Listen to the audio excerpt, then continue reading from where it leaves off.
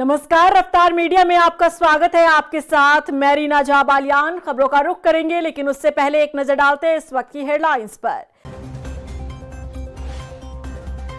उत्तराखंड में शीतकालीन यात्रा जारी। कैबिनेट मंत्री सौरभ बहुगुणा ने दी जानकारी। कहा, शीतकालीन प्रवास स्थल पर श्रद्धालुओं के लिए इंतजाम पुख्ता। देवभूमि आए तीर्थयात्री।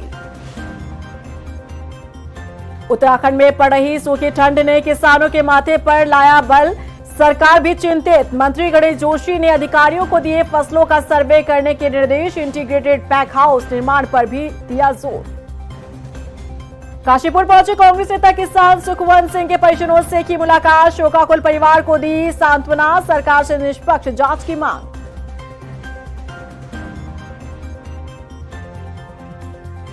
उत्तराखंड कांग्रेस पर मित्र विपक्ष का आरोप। देहरादून में गिरधारी लाल साहू के बयान पर हंगामे के बाद फंस गई कांग्रेस। क्या विपक्ष की जिम्मेदारी नहीं निभा पा रही कांग्रेस? और चलिए अब बुलेटिन की शुरुआत कर लेते हैं। उत्तराखंड में इन दिनों शीतकालीन चारधाम यात्रा जारी है। बड़ी संख्या में श्रद्धालु शीतकालीन प्रवास स्थलों पर पहुंच रहे हैं। कैबिनेट मंत्री सौरभ बहुगुणा ने बताया कि सरकार ने श्रद्धालुओं के लिए शीतकालीन प्रवास स्थलों पर तमाम इंतजाम किए हैं। इसके अलावा यात्रा मार्ग पर भी व्यवस्थाएं दुरुस्त है। बता दें कि उन्होंने श्रद्धालुओं से शीतकालीन यात्रा पर आने की अपील की है।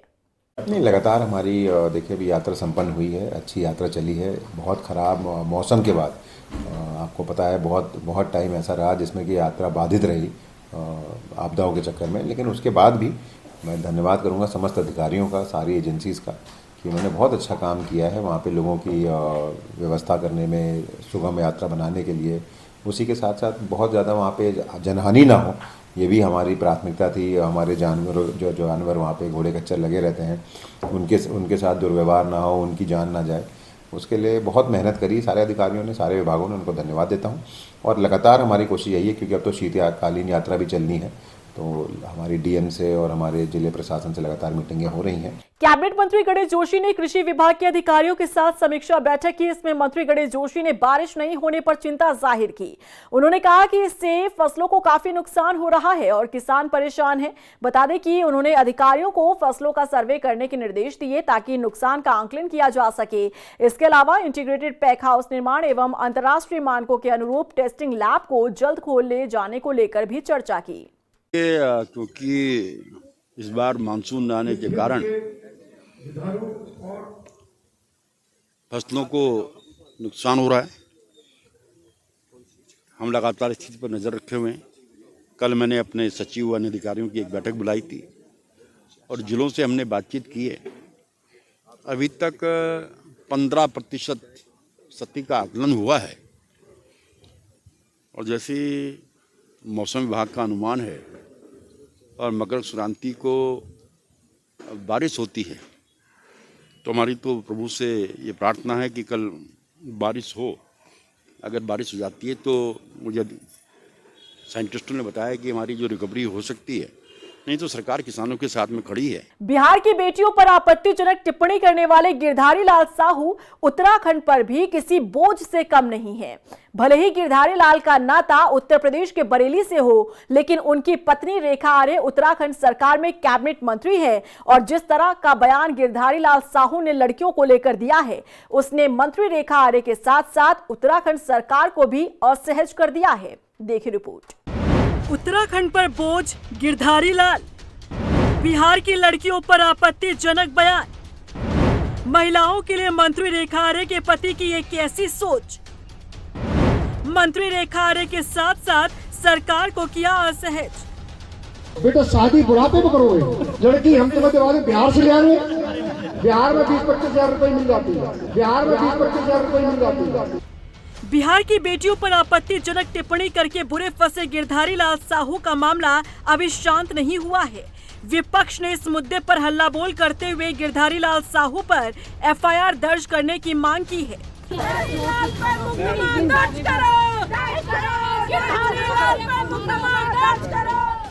सोचिए कितनी हैरानी की बात है, जिस शख्स ने महिलाओं के लिए और बेटियों के लिए ऐसे आपत्तिजनक शब्दों का इस्तेमाल किया, उनकी पत्नी उत्तराखंड सरकार में कैबिनेट मंत्री हैं। मंत्री रेखा आर्य के पास महिला सशक्तिकरण विभाग की जिम्मेदारी है। और उसी विभाग की मंत्री रेखा आर्य के पति गिरधारी लाल साहू के लड़कियों के लिए ऐसे बोल शर्मनाक है। गिरधारी लाल साहू की हनक की चर्चा ऐसी है कि कहा जाता है कि अपनी पत्नी के ऑफिस में आने जाने वाले लोग पहले साहू को नमस्ते करते हैं या फिर मंत्री पत्नी से मिलने के बाद साहू को लोग नमस्ते करके ही वापस लौटते हैं। बिहार की लड़कियों को लेकर दिया गया गिरधारी लाल साहू का बयान, जिसने न सिर्फ मंत्री रेखा आर्य को असहज कर दिया है बल्कि सरकार को भी असहज करने का काम किया है। सवाल उठता है कि जो गिरधारी लाल बिहार की लड़कियों को 20 से 25 हजार रुपए में शादी के लिए लाने का दावा कर रहा है, तो क्या वो खुद भी ऐसे ही सौदे करता रहा है? क्योंकि गिरधारी लाल साहू की शौकीन जिंदगी के किस्से भी कम चर्चित नहीं है और गिरधारी लाल साहू का विवादों से तो पुराना नाता रहा है। यूपी के बरेली के रहने वाले गिरधारी लाल अक्सर ही विवादों में रहे हैं। अब इस नए विवाद ने न सिर्फ उन्हें मुश्किलों में डाल दिया है बल्कि मंत्री रेखा आर्य के लिए भी परेशानी बढ़ा दी है। 2027 में उत्तराखंड में विधानसभा चुनाव होने हैं। उससे पहले गिरधारी लाल साहू का बिहार की बेटियों को लेकर दिया गया ये विवादित बयान मंत्री के लिए मुसीबत न खड़ी कर दे, क्योंकि सवाल अब मंत्री रेखा आर्य की जिम्मेदारी और विभाग पर भी खड़े हो रहे हैं। कांग्रेस इस मुद्दे को आड़े हाथों लेती दिख रही है। कांग्रेस ने इसे लेकर जोरदार प्रदर्शन किया और विपक्ष को बैठे बिठाए ये मुद्दा हाथ लग गया है, जिसे किसी भी सूरत में वो हाथ से जाने देना नहीं चाहेगी। रफ्तार मीडिया के लिए देहरादून से ब्यूरो रिपोर्ट। काशीपुर का किसान आत्महत्या मामला अब तूल पकड़ता दिख रहा है। विपक्ष के साथ साथ अब सत्ता पक्ष के विधायक अरविंद पांडे ने कई सवाल उठा दिए हैं। उन्होंने कहा कि लापरवाही के चलते एक निर्दोष किसान ने आत्महत्या कर ली। बता दें कि पूर्व विधायक प्रेमानंद महाजन ने सख्त कार्रवाई की मांग की। तो हमारी सरकार का और व्यक्तिगत मेरा भी दायित्व बनता है कि हम इन भ्रष्ट अधिकारियों की लापरवाही, उनकी गलत नीतियों का शिकार हम क्यों हुए। मैं अपने मुख्यमंत्री से बात करूँ कि तत्काल जिस पे आरोप है वो 34 सस्पेंड कर, सस्पेंड कर रहा, इन पे कार्रवाई कर तत्काल मुख्यमंत्री जी की, डीजीपी की। जहाँ तक पुलिस विभाग की बात है, मैं आपसे आपके माध्यम से ये कहना चाहता हूँ, पुलिस विभाग से इस समय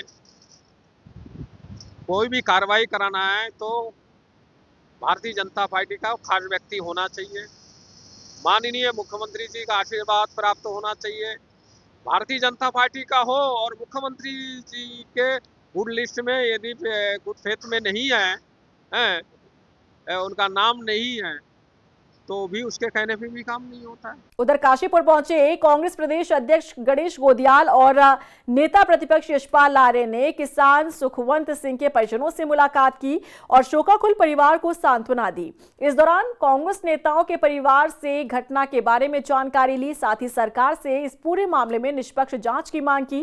कांग्रेस प्रदेश अध्यक्ष गणेश गोदियाल ने कहा कि ये आत्महत्या प्रदेश में बिगड़ती कानून व्यवस्था का सबूत है। उत्तराखंड कांग्रेस पर मित्र विपक्ष का आरोप यूं ही नहीं लगाया जाता। जिस विपक्षी दल को मजबूती के साथ सत्ता पक्ष के खिलाफ आवाज उठानी चाहिए, वही विपक्ष सरकार को फायदा पहुंचाने का काम करे तो भला और क्या कहा जाए। अब मामला काशीपुर में किसान की आत्महत्या का था और विपक्ष देहरादून में गिरधारी लाल साहू के बयान पर हल्ला बोल करता नजर आया। और आज मृतक किसान का परिवार प्रशासन के कदम से संतुष्ट है तो कांग्रेस के नेता परिवार के बीच पहुंचकर हाजिरी लगा रहे हैं। अब इसके पीछे सियासत क्या कहती है, कैसे कांग्रेस ने मित्र विपक्ष की जिम्मेदारी निभाई, इस रिपोर्ट से आपको समझाते हैं। ड्रामा करती कांग्रेस, नाटकबाज उत्तराखंड कांग्रेस, मित्र विपक्ष की भूमिका में कांग्रेस। कितनी हैरानी की बात है, बीते दिन काशीपुर में किसान की आत्महत्या का मामला गरमाया रहा। परिवार इंसाफ की मांग करता रहा। बात यहाँ तक भी पहुँची थी कि जब तक परिजनों की मांग पूरी नहीं होगी तब तक किसान सुखवंत सिंह का अंतिम संस्कार नहीं किया जाएगा। हालांकि समय रहते मांग मानी गई और अंतिम संस्कार भी हुआ, लेकिन जिस विपक्ष को इस मुद्दे पर सत्ता पक्ष को घेरना चाहिए था, काशीपुर पहुंचकर इस मुद्दे को प्रमुखता के साथ उठाना चाहिए था, बजाय इसके पूरी कांग्रेस देहरादून में ही हंगामा करती रही। वो भी मंत्री रेखा आर्य के पति गिरधारी लाल साहू के उस बयान पर जिसमें बिहार की बेटियों पर आपत्तिजनक टिप्पणी की गई थी। अब आप यहां से मित्र विपक्ष की भूमिका को समझिएगा। जिस कांग्रेस को कल काशीपुर में होना चाहिए था, किसान परिवार को इंसाफ दिलाने की मांग उठानी चाहिए थी, सत्ता पक्ष को आईना दिखाना चाहिए था, बजाय इसके कांग्रेस देहरादून में गिरधारी लाल के बयान पर हंगामा करती रही। सवाल ये है कि आखिर उस कांग्रेस को गिरधारी लाल के बयान की याद कल ही क्यों आई? इससे पहले कांग्रेस ने इस मुद्दे को क्यों नहीं उठाया? क्या ये कांग्रेस की सोची समझी रणनीति का हिस्सा नहीं? क्योंकि कांग्रेस बखूबी इस बात को समझती थी कि काशीपुर में कांग्रेस का हल्ला बोल सत्ता पक्ष की राह में रोड़ा बनने का काम करेगा, और यहीं से कांग्रेस ने सरकार को साफ रास्ता देने का काम कर दिया। उत्तराखंड कांग्रेस किसी भी तरह बस अपनी वजूद बचाए घूम रही है। और हम पहले दिन से गिरधारी लाल साहू वाला मैटर भी उठा रहे हैं, और हम पहले दिन से किसान जिन्होंने आत्महत्या करी और इस प्रदेश में जो भी इशू होते हैं, जो सरकार के द्वारा जो लोग परेशान है, आज पूरा प्रदेश तहरीम कर रहा है, उनके खिलाफ जो लड़ाई लड़ रही है वो कांग्रेस पार्टी लड़ रही है। हम पहले दिन से इशू को उठा रहे हैं। बस इसे ईडी का डर कहें या ठेकेदारों और खनन वालों से दोस्ती, कांग्रेस का ज्वलंत मुद्दे पर सरकार को न घेरना इस बात की तस्दीक करता है कि कांग्रेस नेता पैसों को ज्यादा तवज्जो देते हैं बजाय सरकार के खिलाफ आवाज उठाने को। इस बात को आप ऐसे समझ सकते हैं कि कुछ समय पहले ही यूके SSSC पेपर लीक मामले में हल्ला हुआ, सरकार ने पेपर निरस्त कर दिया, तब जाकर विपक्ष जागा और मार्च निकाला गया।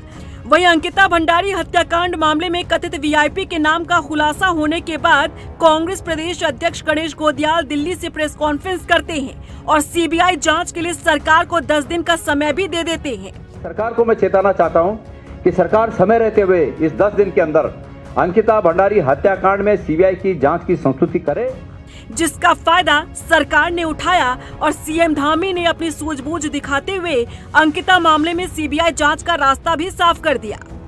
अब इसे मित्र विपक्ष ना कहें तो भला और क्या कहा जाए। याद कीजिए वो दौर जब बीजेपी विपक्ष में हुआ करती थी और गैस सिलेंडर पर 1 रुपया बढ़ जाने पर कैसे बीजेपी के नेता सड़कों पर उतरकर तत्कालीन यूपीए सरकार को विपक्ष की ताकत दिखाने का काम करती थी।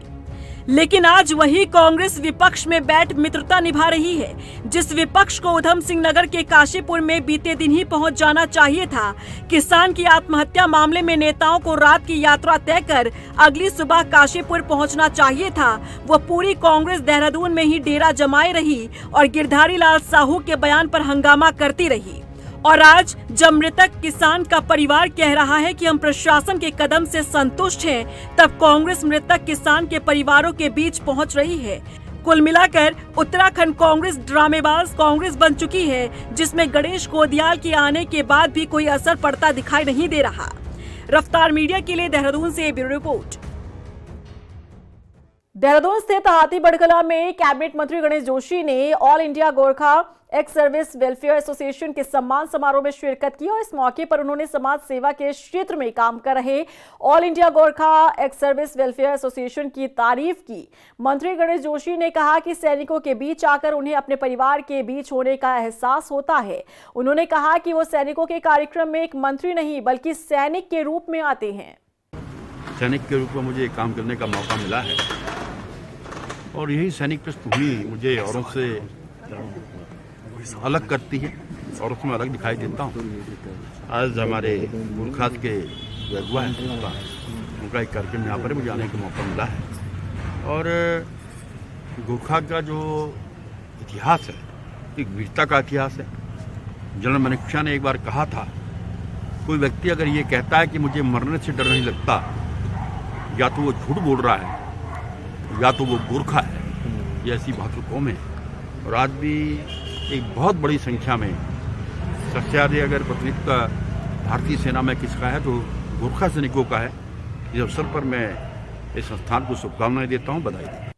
पौड़ी में जिलाधिकारी स्वाति एस भदौरिया ने पेरोल कलेक्शन प्लांट और विकास खंड कार्यालय का निरीक्षण किया। इस मौके पर डीएम ने पेरोल कलेक्शन सेंटर में काम कर रही महिलाओं से बातचीत भी की और उनके प्रयासों को सराहा। जिलाधिकारी स्वाति एस भदौरिया ने कहा कि ये ग्रामीण महिलाओं के लिए रोजगार का सशक्त माध्यम है।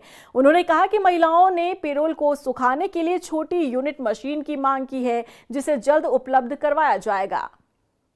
इसमें हमारे जो यहाँ पे नई पहल स्व सहायता समूह और ब्लॉग्स और सभी के माध्यम से एक अच्छी पहल यहाँ पे की गई है, जिसमें पिरूल को कलेक्ट करके उसका उपयोग करके उसका एक बेल्स बनाते हैं और उसको अलग अलग जगहों पर बेचते हैं। तो इसका निरीक्षण भी किया गया कि उनकी क्या समस्याएं हैं और इसको और बृहद स्तर पे किस तरीके से ले जाया जा सकता है। तो उसका विजिट किया गया और वहाँ पे ये भी पाया गया महिलाएं बहुत ही एंथुसियास्टिकली काम कर रही थी और आगे हम लोग इसमें जो पैलेट यूनिट्स हैं वो स्वयं अभी तब हमें बाहर भेजने के बजाय हम लोग स्वयं पैलेट्स भी बनाने का काम करें तो उससे और ज्यादा अच्छे प्रॉफिट्स होंगे और इसमें महिलाएं भी इंटरेस्टेड है तो हम लोग उस दिशा में अब आगे और काम करें। उत्तराखंड वन विभाग में लंबे समय से पुनर्गठन को लेकर चर्चाएं चल रही है। जानकारी के मुताबिक विभागीय ढांचे में बदलाव को लेकर शासन स्तर पर विचार विमर्श किया जा रहा है। बावजूद इसके प्रस्तावित पुनर्गठन को लेकर वन विभाग के कर्मचारियों के बीच संशय बना हुआ है।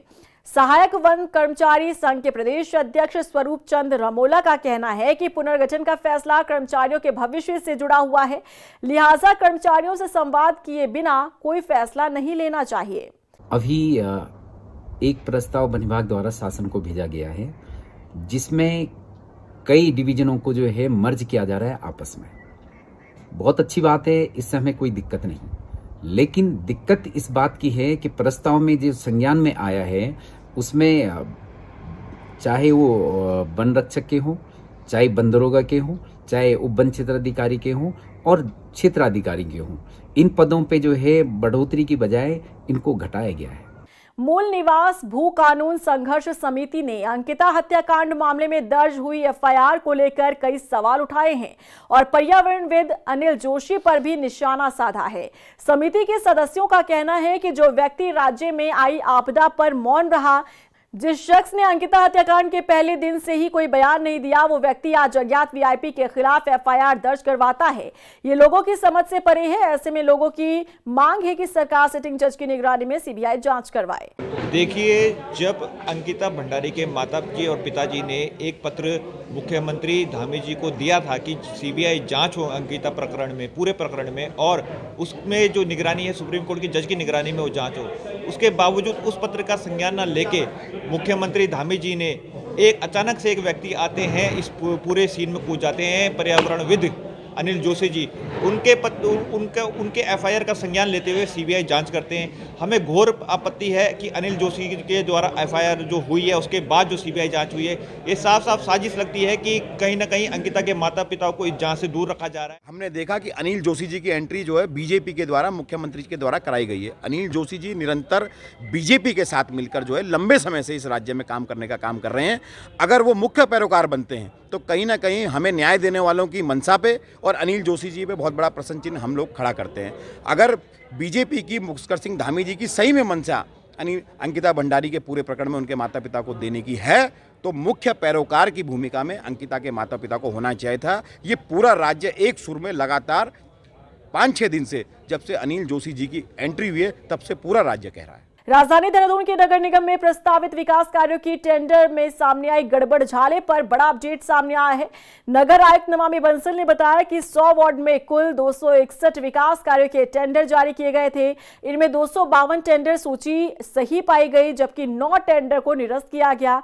नगर आयुक्त ने बताया कि जिम्मेदार अधिकारियों के खिलाफ विभागीय कार्रवाई की जाएगी। नगर निगम के द्वारा विकास निधि से संबंधित कुछ प्रस्ताव जो माननीय पार्षदगणों से प्राप्त किए गए थे विभिन्न वार्डों में, उसकी एक सूची जारी की गई थी। उसमें कतिपय आपत्तियां प्राप्त हुई, जिनके क्रम में एक प्रॉपर ग्राउंड ट्रूथिंग के लिए जांच समिति बनाई गई थी और अब जांच समिति ने ग्राउंड ट्रूथिंग की जो कार्रवाई है पूरी कर ली है और वर्तमान में जो कुल 262 कार्य थे उनमें से 252 जो एज पर कमिटीज़ रिपोर्ट है उसमें फाइंडिंग्स यही हैं कि 252 कार्य ऐसे हैं जो कि औचित्यपूर्ण पाए गए हैं, जिनको आगे प्रक्रिया में बढ़ाया जाना उचित होगा, ऐसा करके रिकमेंडेशन कमेटी की मिली है।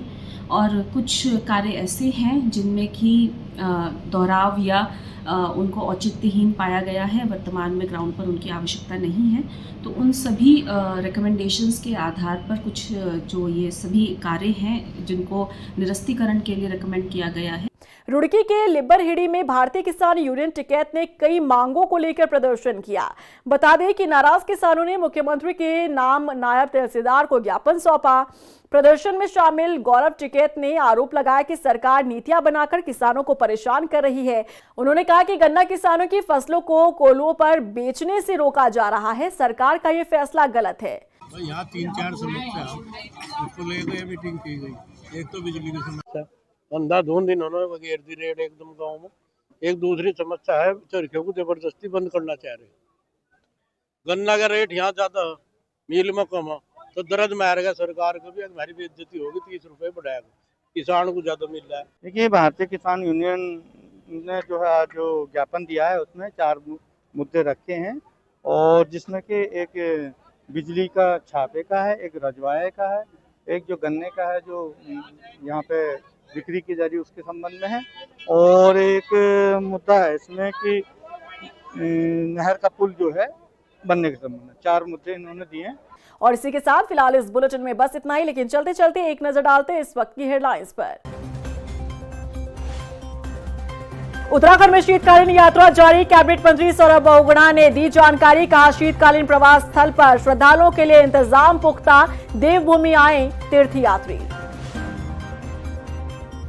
उत्तराखंड में पड़ रही सूखी ठंड ने किसानों के माथे पर लाया बल, सरकार भी चिंतित। मंत्री गणेश जोशी ने अधिकारियों को दिए फसलों का सर्वे करने के निर्देश। इंटीग्रेटेड पैक हाउस निर्माण पर भी दिया जोर। काशीपुर पहुंचे कांग्रेस नेता किसान सुखवंत सिंह के परिजनों से की मुलाकात। शोकाकुल परिवार को दी सांत्वना, सरकार से निष्पक्ष जांच की मांग।